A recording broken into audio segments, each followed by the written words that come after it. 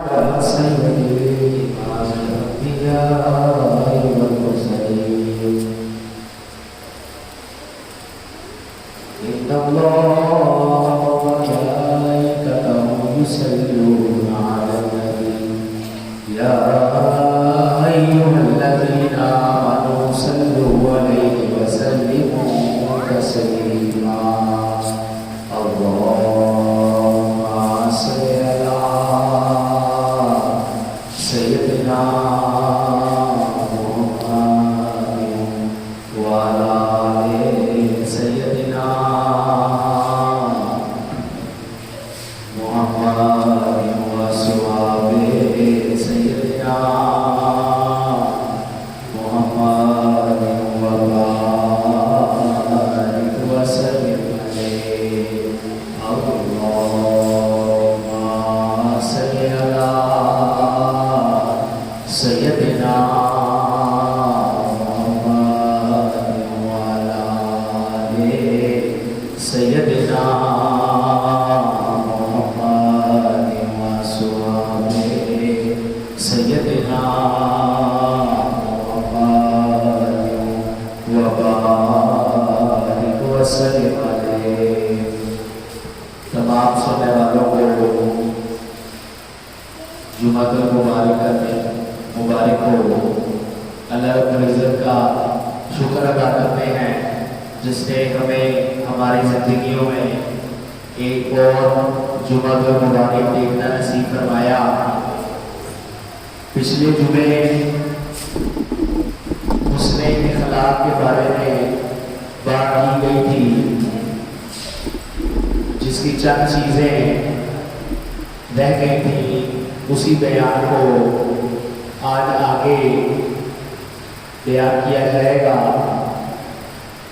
اللہ کے نبی حضرت محمد مصطفیٰ صلی اللہ علیہ وسلم نے فرمایا تم میں سے بہتر وہ ہے جس کے اخلاق سب سے اچھے ہوں۔ آج بدقسمتی سے ہمارے معاشرے میں حسن اخلاق کی بہت زیادہ کمی پائی جاتی ہے۔ اللہ رب العزت بے حیا اور بد زبان انسان سے نفرت کرتا ہے۔ اس کے برعکس ہر بندہ زیادہ تر تعداد آج کل بد زبان اور بے حیائی کی طرف گامزن نظر آتی ہے۔ اللہ کے نبی سرور کائنات تاجدار مدینہ نے اپنی پوری زندگی میں کسی بھی دوسرے شخص کو، چاہے وہ مومن ہو، کافر ہو یا یہودی ہو، کسی کے ساتھ بھی آپ نے بد زبانی نہیں کی، کسی کو بد دعا نہیں دی یا کسی کے لیے بھی اپنی زبان سے ایسے کلمات ادا نہیں کیے جو اس کے دل کو ٹھیس پہنچا سکیں۔ تو اللہ کے نبی کی یہ سنت پوری کرنا بھی ہم مومنین کا فرض ہے، جبکہ ہمیں جہاں موقع ملتا ہے ہم ایک دوسرے کو اپنی زبان سے نکلنے والے الفاظ سے چھلنی کر دیتے ہیں، چاہے باپ بیٹے کا رشتہ ہو یا میاں بیوی کا رشتہ ہو۔ اس صف میں ہم سب لوگ ایک ہی جگہ کھڑے نظر آتے ہیں، ایک دوسرے کو ادب کرنا، شفقت سے پیش آنا، اظہار کرنا، صبر اور برداشت کرنا، یہ گویا ہمارے معاشرے میں سے یہ چیز ختم ہوتی جا رہی ہے، جس کا نتیجہ یہ ہے کہ آج ہم لوگ اپنے باہمی رشتوں میں پریشانیوں کا شکار ہیں۔ رشتہ داروں کو آج اس نظر سے نہیں دیکھا جاتا جس کا اللہ اور اس کے رسول نے حکم صادر فرمایا ہے۔ ایک دوسرے کی غلطیوں کو، ایک دوسرے کی کوتاہیوں کو جہاں اللہ رب العزت نے پردہ کرنے کا فرمایا، ہم اس کا پرچار سرعام کرتے ہیں اور بدلے میں ہم اللہ سے یہ چاہتے ہیں کہ وہ ہمارے عیبوں میں پردہ ڈالے۔ جب آپ کسی مومن کے کسی عیب پر پردہ ڈالتے ہیں تو اللہ رب العزت قیامت کے دن آپ کو اپنے پردے میں رکھے گا۔ تو مومنین کے لیے قرآن مجید فرقان حمید ہدایت کی وہ کتاب ہے جس پہ عمل کر کے ہم اپنی زندگیوں کو سنوار سکتے ہیں۔ قرآن مجید فرقان حمید میں اللہ رب العزت نے فرمایا کہ جھوٹ بولنے والوں پر اللہ کی لعنت ہو۔ تو آج ہمارے معاشرے میں کتنے فیصد لوگ کسی معاملے میں سچ کا سہارا لیتے ہیں؟ کسی تاجر سے پوچھیں تو وہ آپ کو بتائے گا کہ جھوٹ کے بغیر کاروبار چلتا ہی نہیں، اگر کام میں جھوٹ نہ بولا جائے تو مال تجارت بکتا ہی نہیں۔ تو میرا مشورہ ہے کہ ایک دفعہ اللہ رب العزت کی بات مان کر تو دیکھیں۔ اللہ کے نبی نے دنیا داری میں تجارت کر کے سچائی کے ساتھ، دیانت کے ساتھ، ایمانداری کے ساتھ تجارت کر کے ہم مومنین کو یہ سبق دیا کہ کاروبار شرعی تقاضوں کے مطابق کیا جا سکتا ہے۔ ایسا نہیں ہے کہ آپ جب تک شیطانی معاملات کو اپنے کاروبار میں شامل نہ کریں گے تو آپ کا کاروبار چلے گا نہیں۔ حضرت عثمان غنی رضی اللہ تعالیٰ عنہ کا بینک اکاؤنٹ آج بھی سعودی عرب میں چل رہا ہے اور اس اکاؤنٹ میں سے آج بھی مستحقین کی مدد چل رہی ہے، آج بھی لوگوں کو اس میں سے زکوٰۃ و فراغ دی جا رہی ہے۔ ایک مومن کے لیے یہ چیز لازم و ملزوم ہے کہ وہ اپنے دنیاوی تمام معاملات میں اللہ اور اس کے رسول کی بتائی گئی شریعت کے مطابق عمل کرے۔ ایسا نہ کرے کہ قرآن کا منکر صرف چند پیسوں کے لیے ہو جائے۔ قرآن کا منکر کیسے؟ قرآن کا منکر دو طرح کا ہوتا ہے۔ ایک منکر قرآن وہ ہے کہ جو سرے سے ہی قرآن کے بارے میں یہ چیز کہتا ہے کہ میں اس کو اللہ کی کتاب مانتا ہی نہیں، میں اس قرآن کو اللہ کی کتاب مانتا ہی نہیں۔ اور دوسرا منکر قرآن وہ ہے کہ جو بظاہر ایمان لایا، اس نے اللہ کے نبی کا کلمہ پڑھا، اللہ کو واحد مانا، حضرت محمد مصطفیٰ صلی اللہ علیہ وآلہ وسلم کو اللہ کا آخری نبی مانا، لیکن قرآن کے فرمودات پر عمل نہیں کیا۔ جب اللہ نے قرآن میں کہا کہ اپنا ترازو پورا کرو، تو جو بندہ کم بولے گا یا ترازو کے ذریعے بے ایمانی کرے گا تو وہ منکر قرآن کہلائے گا۔ اللہ نے قرآن میں فرمایا سود سے باز رہو ورنہ اللہ اور اس کے رسول کے خلاف میدان جنگ سمجھو۔ تو جو بندہ سود کے معاملات میں کسی بھی قسم کا لین دین کرے گا یا سود کے لین دین میں بیٹھے گا، اس کی شرح لکھے گا، وہ منکر قرآن ہے۔ علماء کرام نے فرمایا سود اتنا بڑا گناہ ہے کہ جیسے کوئی انسان اپنی ماں کے ساتھ زنا کرے۔ تو اللہ کرے کہ مسلمانوں کو اس چیز کی سمجھ آ جائے کہ ہم لوگ آئین قرآن کو، قرآن کی تعلیمات کو بسر پشت ڈال چکے ہیں۔ نعوذ باللہ نعوذ باللہ، اللہ اور قرآن کی بنسبت ہم نے اپنے علاقے کے کسی با اثر شخص کو زیادہ طاقتور سمجھ لیا ہے۔ تو اللہ رب العزت ہمیں قرآن کو سمجھ اس پر عمل کرنے کی توفیق عطا فرمائے۔ یقین رکھیں جس طرح اللہ رب العزت نے حضرت موسیٰ علیہ السلام کو سمندر میں گھلتے ہوئے سمندر میں رستہ دیا، اگر ہم مسلمان اللہ اور اس کے قرآن کی طرف رجوع کر لیں تو اللہ ہمیں ہمارے تمام معاملات میں، تمام مشکلات میں، جن مسائل میں ہم گھرے ہوئے ہیں ان تمام میں اللہ ہمیں رستہ دے دے گا، اللہ ہمیں نجات کا رستہ عطا کر دے گا۔ آپ خود سوچیں کہ جمعے کے بارے میں اللہ رب العزت نے قرآن مجید فرقان حمید میں کیا ارشاد فرمایا کہ جب جمعے کی پہلی اذان ہو تو خریدو فروخت بند کر دو، اپنے بازار اپنا کاروبار بند کر دو اور مسجدوں کی طرف رخ کرو۔ آپ آج دیکھیں ہم مسجد میں آتے ہی اس وقت ہیں جب ہم خطبہ اپنے اختتام پہ ہوتا ہے، جب نماز کھڑی ہونے میں، جماعت کھڑی ہونے میں چند منٹ کا ٹائم رہ جاتا ہے، تب ہم سب اپنے گھروں سے اٹھ کر مسجد کی طرف آتے ہیں، اور جو ہی امام سلام پھیرتا ہے اور جب پلٹ کر دعا کے لیے ہاتھ اٹھاتا ہے تو آنے سے زیادہ نمازی اپنے اپنے گھروں میں پہنچ چکے ہوتے ہیں۔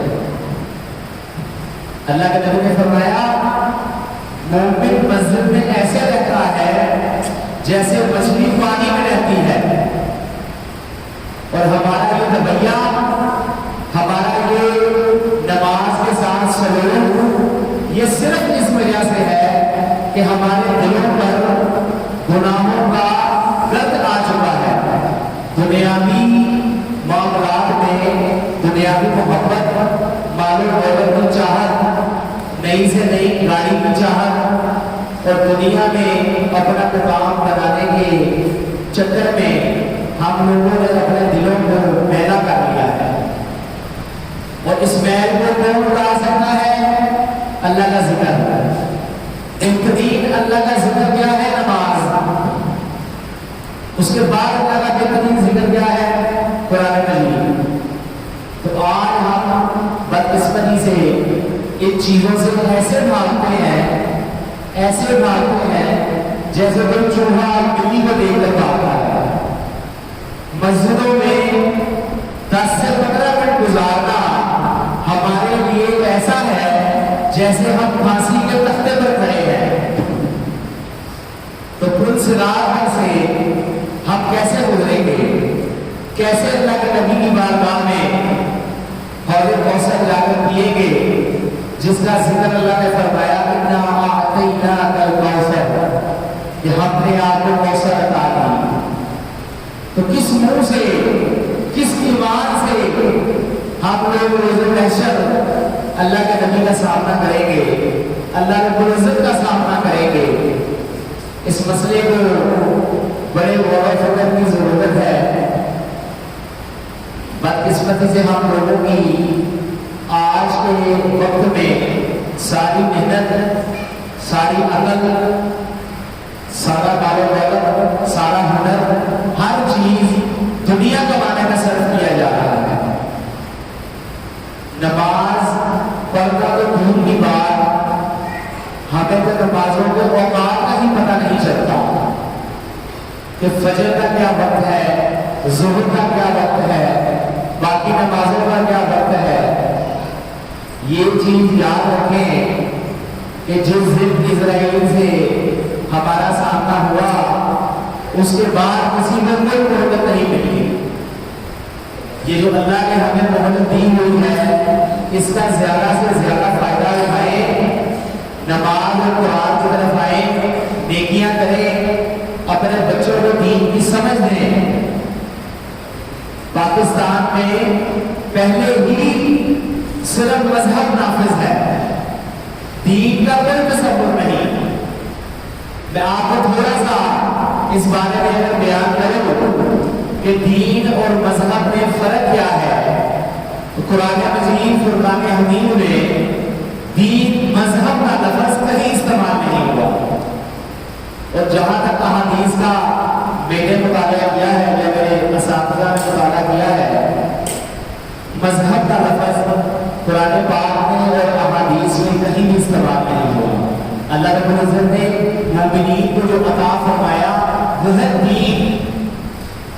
دین اسلام۔ اللہ نے کیا فرمایا؟ ہم نے تمہارے لیے تمہارا دین مکمل کر دیا۔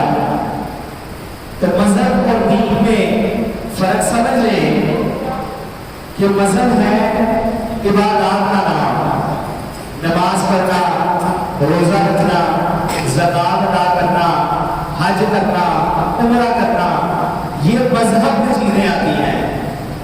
دین کیا ہے؟ نظام زندگی، پورا کا پورا نظام زندگی جو اللہ نے مومنین کو عطا کیا۔ اب جس شخص میں تھوڑی سی بھی بیداری موجود ہے وہ اس چیز کو سمجھ لے گا کہ جب تک دین غالب رہے گا تب تک وہ دین ہے، جیسے ہی وہ دین مغلوب ہو گیا وہ صرف مذہب رہ جائے گا۔ جیسا آج پاکستان میں نظام رائج ہے کہ ہم مسلمان نماز پڑھنے میں آزاد ہیں، زکوٰۃ دینے میں آزاد ہیں، محافل کرانے میں آزاد ہیں، حج و عمرہ کرنے میں آزاد ہیں، لیکن جو قتل کیا جائے گا یا جو چوری کی جائے گی اس میں قانون انگریز کا چلے گا، جو مسلمانوں کو نافذ کر دیا گیا۔ دین اپنا نافذ ہونا چاہتا ہے۔ اللہ رب العزت نے بھی فرمایا کہ میرے دین کو نافذ کرو۔ آج یہاں پہ بدقسمتی سے ہمارے ملک میں بے تحاشا گھٹیاں کام کر رہی ہیں، بے شمار پیر کام کر رہے ہیں۔ ہر پیر صاحب نے اپنے چاہنے والے بندوں کو اپنے ایک الگ ٹاپک کے پیچھے لگا رکھا ہے، کسی کا کوئی ٹاپک ہے، کسی کا کوئی ٹاپک ہے۔ دین نافذ کرنے کی بات کوئی نہیں کرتا، چاہے وہ بڑی سے بڑی گلی ہو، چاہے وہ حکومت میں بیٹھے ہوئے مولانا حضرات ہوں، دین نافذ کرنے کی بات کوئی نہیں کرتا۔ میں نے کسی کا منہ سے نہیں سنی۔ اور ایک بات اور مزے کی چیز بتاؤ، قرآن و حدیث کی روشنی میں قرآن نے کافر کے لوگوں کو کہا کہ جو اللہ کی شریعت کے مطابق فیصلے نہیں کرتے، پھر چاہے آپ اسمبلی میں بیٹھے ہوں، چاہے آپ ملک کی سب سے بڑی قانون کی کرسی پہ بیٹھے ہوں، چاہے آپ جس مرضی مسند پہ بیٹھے ہوں، اگر آپ اللہ کے دین کو نافذ کرنے کی کوشش نہیں کرتے تو آپ کافر ہیں، آپ فاسق ہیں۔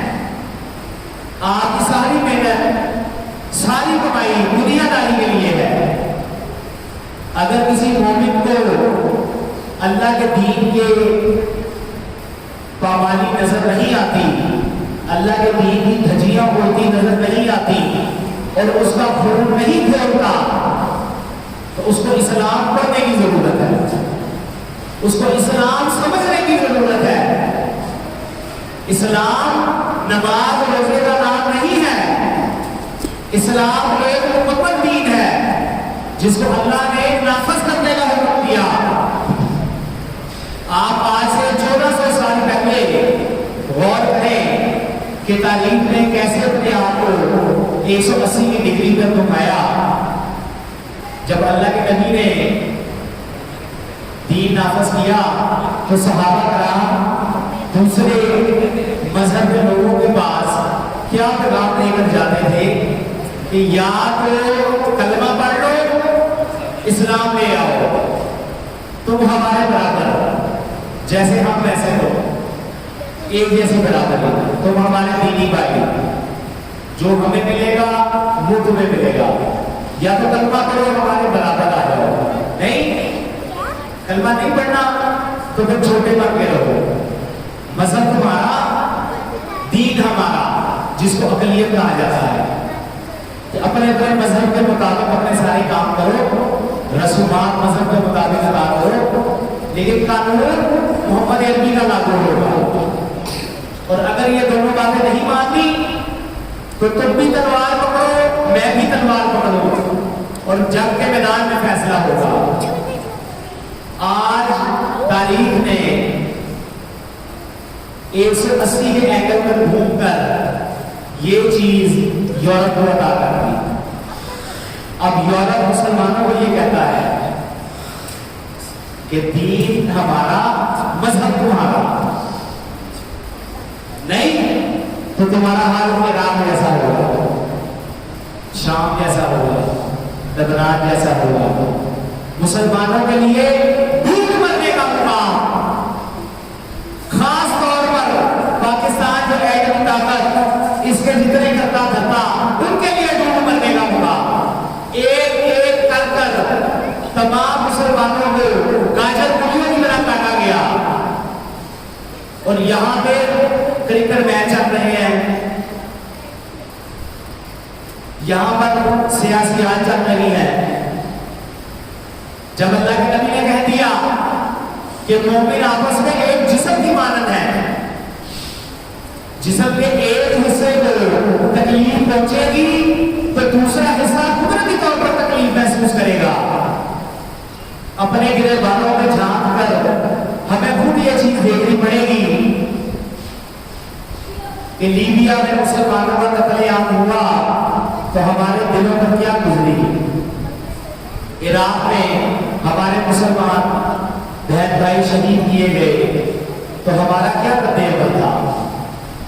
افغانستان میں لاکھوں کی تعداد میں مسلمانوں کو ذبح کیا گیا، ہزاروں کی تعداد میں چھوٹے بچے جو قرآن پاک حفظ کر کے اپنی اپنی سند وصول کر رہے تھے ان کو شہید کیا گیا. اور غیرت مسلمانی کہاں گئی؟ غیرت مسلمانی عیاشیوں میں گئی. آج سابق اقتدار کو ایک طرف، عام عوام بھی اس قابل نہیں رہی کہ وہ اپنے دینی بھائیوں کی مدد کے لیے آواز اٹھا سکے. اور اس سب کی کیا وجہ کہ ہم نے پاکستان میں مذہب کو نافذ کر دیا. ہر 4 کلومیٹر پہ آپ کو ایک مسجد نظر آئے گی، ایک مزار نظر آئے گا. ہر علاقے میں آپ کو ایک پیر صاحب نظر آئیں گے جن کی کرامتوں سے پورا علاقہ آپ کو گواہی دے گا. لیکن 10,000 کے مجمع میں کوئی ایک بھی ایسا آدمی نہیں ملے گا جس پہ آنکھیں بند کر کر ہم اعتبار کر سکیں، جس کے پاس ہم اپنی امانت رکھوا سکیں، جس کو ہم آنکھیں بند کر کر اپنی بہن بیٹی کا رشتہ دے سکیں کہ یہ اس کے ساتھ جناتوں والا سلوک نہیں کرے گا. تو اس سب کی کیا وجہ کہ ہم نے اللہ کا دین ہی نافذ نہیں کیا. ہم اسلام کو سمجھ ہی نہیں سکے.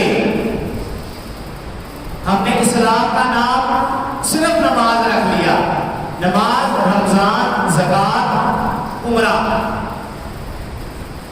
آج آپ سوچیں 30 لاکھ حجاج کرام حج کرنے جاتے ہیں، اور میرا یقین ہے یہ کہ وہاں پہ 30 لاکھ حجاج کرام یہ دعا لازمی مانگتے ہوں گے کہ یا اللہ ہمارے فلسطین کے مسلمان بہن بھائیوں کی مدد فرما، اسرائیل کو غارت کر دے.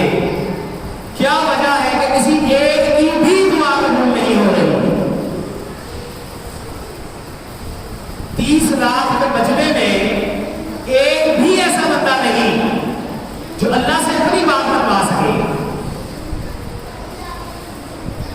جب کہ اویس کرنی رضی اللہ تعالیٰ عنہ آپ سجدے میں اللہ سے اپنی بات کروا لیتے تھے. تو کیا وجہ ہے؟ وجہ یہی ہے کہ ہم نے دین کو نافذ ہی نہیں کیا، اور دین کو نافذ کرنے کا سوچا ہی نہیں. کسی مجلس میں، کسی محفل میں، کسی پیر صاحب کے آستانے میں دین کو نافذ کرنے کی بات میں نے تو نہیں سنی کبھی بھی. اور پیروں کا تو آج کل ویسے ہی اللہ ماشاءاللہ آئے ہو تو لے کے کیا آئے ہو، جاؤ گے تو دے کے کیا جاؤ گے. ایک چیز یاد رکھیں جو بندہ آپ پر حکمرانی کرنا چاہتا ہے وہ آپ کو کبھی بھی علم حاصل کرنے نہیں دے گا، وہ آپ کو ہمیشہ جاہل رکھے گا تاکہ آپ اس سے سوال نہ پوچھ سکیں، اندھی تقلید کریں، بغیر سوچے سمجھے اس کی ہر بات مانیں۔ پیروں کی مثال داتا صاحب رحمۃ اللہ علیہ کی ہے، جن کا نام آج تک زندہ ہے۔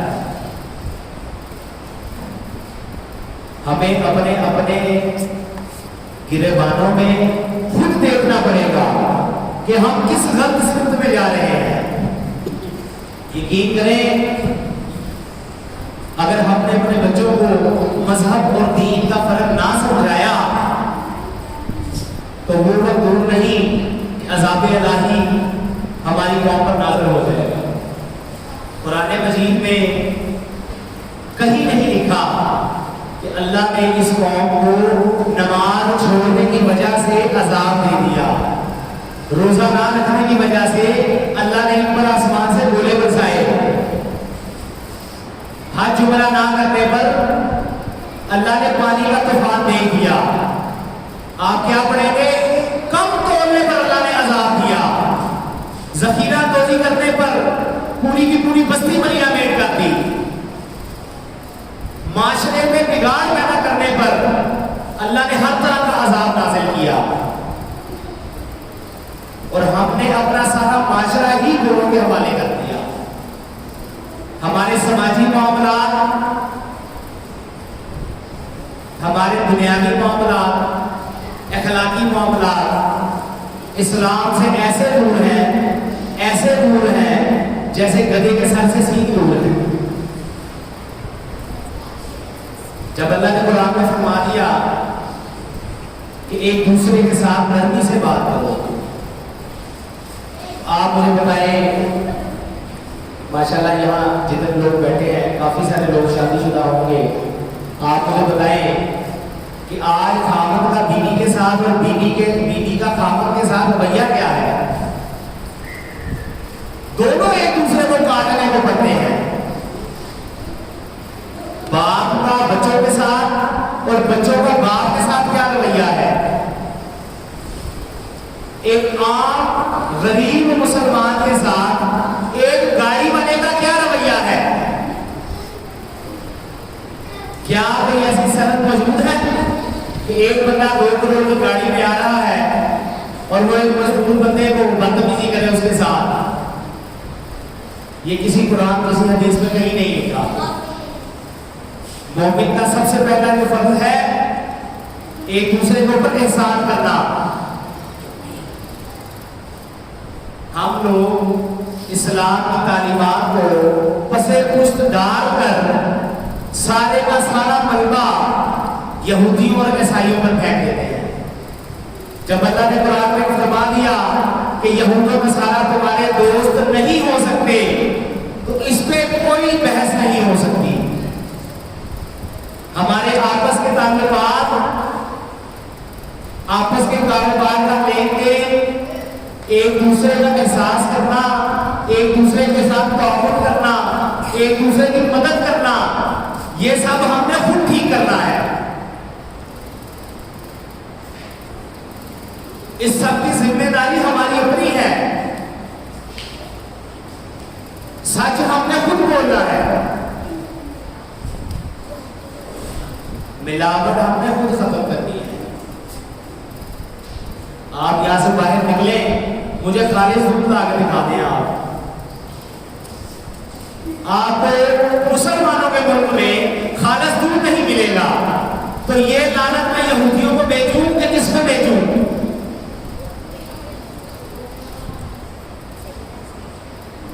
اپنی چھوٹی بچیوں کو، بلکہ آج کل تو بچوں کو آپ گلی میں نہیں بھیج سکتے کہ کہیں کوئی اغوا کر کے نہ لے جائے، تو یہ لعنت یہودیوں کو بیچنی چاہیے یا کس کو بیچنی چاہیے؟ مزدور کو پوری اجرت نہیں دی جاتی، اس لعنت کا حقدار کون ہے؟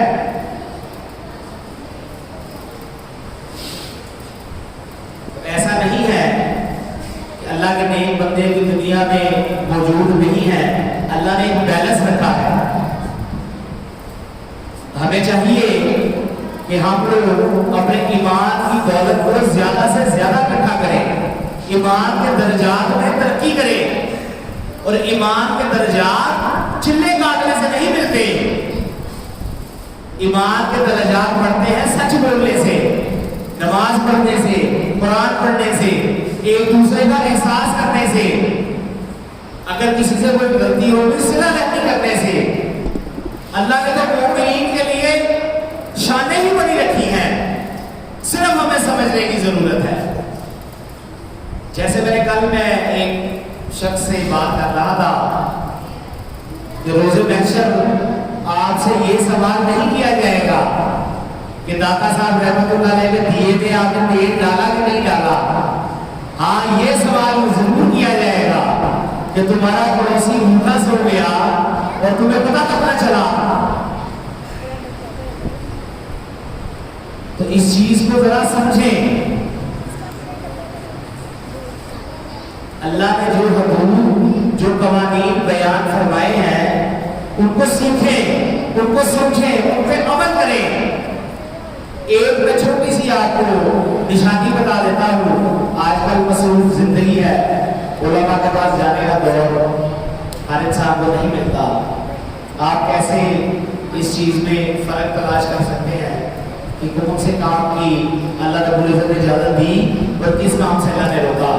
ہر وہ کام جو آپ سمجھتے ہیں کہ آپ کے ساتھ نہیں ہونا چاہیے وہ کسی دوسرے کے ساتھ نہ کریں. اور ہر وہ برائی جو آپ کو دیکھ کر لگے کہ یہ کام برا ہے اس سے خود بھی بچیں, اپنے دوستوں کو بھی بچائیں, اپنے گھر والوں کو بھی بچائیں. یقین مانیں کہ جس دن ہم نے آپس میں بیٹھ کر ایک دوسرے کے مسائل حل کرنے پر توجہ دے دی, ہمارے آدھے سے زیادہ مسائل کیسے ختم ہو گئے. صرف ایک کام اگر انسان کر لے کہ اپنے ارد گرد نظر رکھے کہ ہم 8-10 گھروں میں کون سا جو شخص ہے اس کی آمدن کم ہے یا کسی کے گھر کوئی بیمار ہے, مریض ہے, آپ اس کو ضروری نہیں کہ آپ اس کا وہ معاملہ پیسوں کے ساتھ حل کریں. آپ اس کو اچھا مشورہ بھی دے سکتے ہیں, کسی ایسے تعلق والے کے پاس بھیج سکتے ہیں جہاں جا کر اس کے درد کا مداوع ہو جائے. تو یہ مسجد جامعہ مسجد نظام الدین اولیاء یہ بنانے کا جو اصل مقصد ہے وہ یہ ہے کہ ہم اس مسجد سے وہ کام لیں جو اللہ کے نبی نے بتایا ہے. انشاءاللہ تعالیٰ اس مسجد میں ہم لوگ سسٹم متعارف کرائیں گے کہ جس میں غریب لوگوں کے لیے راشن کا بندوبست بھی کیا جائے گا. یہاں پہ میڈیکل فری کیمپس بھی لگیں گے, دین کی تعلیم بھی دی جائے گی, مذہب اور دین میں فرق بھی سمجھایا جائے گا. ایک ٹخنوں سے شلوار اونچی رکھنے کا حکم میں آخری بات کرتا ہوں. میرا دل بڑا دکھتا ہے اس ٹائم جب میں دیکھتا ہوں کہ ایک حاجی صاحب آ رہے ہیں, ان کے چہرے پر سنت رسول بھی ہے, ان کی شلوار ٹخنوں سے اوپر بھی ہے, اور آتے ہی انہوں نے اپنے ملازم کو غلط بولنا شروع کر دی, غرور تکبر سے اس کے اوپر بھرمار شروع کر دی. آپ جانتے ہیں کہ شلوار ٹخنوں سے اوپر رکھنے کا حکم کس وجہ سے ہے؟ شلوار ٹخنوں سے اوپر رکھنے کا حکم کس وجہ سے ہے کہ انسان میں غرور اور تکبر پیدا نہ ہو. تو اگر شلوار ٹخنوں سے اوپر کر کے بھی آپ اپنے آپ کو دوسرے مومن سے افضل سمجھ رہے ہیں تو پھر میں نہیں سمجھتا کہ آپ اپنے سے نچلے والے شخص سے پہلے جنت میں جائیں گے. اسلام کے ہر قانون کے پیچھے کوئی نہ کوئی حکمت ہے, ہر قانون کے پیچھے اللہ رب العزت نے حکمت چھپا کے رکھی ہے. تو اللہ رب العزت ہمیں دین کو سمجھنے کی, اس پر عمل کرنے کی توفیق عطا فرمائے. اور ہمیں اپنی زندگیاں ویسے گزارنے کی توفیق عطا فرمائے جیسے اللہ کے نبی نے ہمیں سکھایا. ہمیں اپنے باہمی رشتوں میں پیار، محبت، اخلاص، صلح رحمی کرنے کی توفیق عطا فرمائے. مرد کو کوئی حق نہیں پہنچتا کہ وہ ایک چھوٹی سی غلطی پر اپنی بیوی کو گالا گلوچ کرے یا اس کے ماں باپ کو گالیاں نکالے. یہ سب ہمارے معاشرے میں ہو رہا ہے. اور عورت کو بھی اللہ نے اجازت نہیں دی کہ وہ کسی چھوٹی سی بات پر اپنے خاوند کے ساتھ بد زبانی کرے. اسی طرح باقی سارے رشتوں میں بھی بگاڑ پیدا ہو چکا ہے. ہر بیماری کا علاج ہے. ہم کوشش کریں گے تو انشاءاللہ اللہ تعالیٰ ہماری مدد فرمائے گا اور اپنے حبیب کے صدقے اللہ رب العزت آسانیاں پیدا کرے گا. اور مجھے امید ہے کہ آنے والے دن پچھلے دنوں سے بہتر ہوں گے، کیونکہ مومن کو ایمان اس چیز پر رکھنا چاہیے ان مع العسر یسرا، کہ ہر مشکل کے ساتھ آسانی ہے. تو مومن کا کام نہیں پریشانیوں سے گھبرانا، چاہے بنیادی معاملات ہوں یا دینی معاملات. تو اللہ سے دعا کرتے رہیں، ایمان تعالیٰ کرتے رہیں. اللہ ہم سب کا حامی ناصر ہو.